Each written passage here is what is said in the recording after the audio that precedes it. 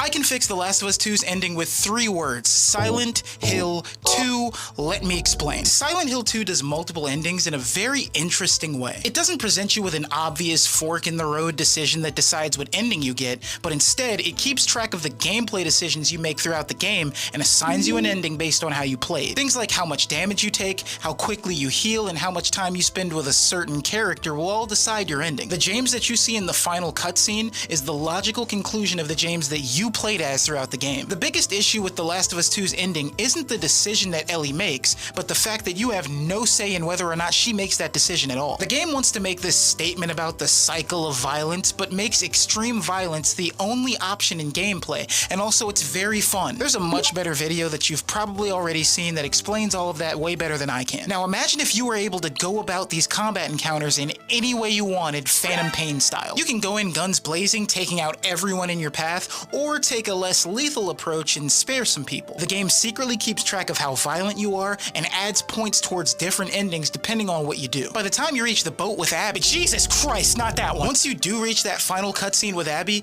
you get to see the version of Ellie that reflects the decisions that you made throughout the game. Killing too many enemies gives us an Ellie who is consumed by violence, killing Abby and then slowly turning to Lev, knowing that she can't let him live either because she just did to him what Abby did to her. Ellie gets her revenge, but it doesn't make her feel any better and she still ends up alone. Hell, maybe if you kill too many Abby's friends, f it, she kills Dina. Why not? Let's get wacky with it. On the flip side, if you choose to avoid combat and don't do so much killing, Ellie makes a much more conscious decision to spare Abby and even gets her happy ending with Dina. Maybe there's a third ending somewhere between those two extremes, but either way, I think that some form of player control over the ending would make the game much more enjoyable and more replayable, and would make the game's anti-violence message speak much louder.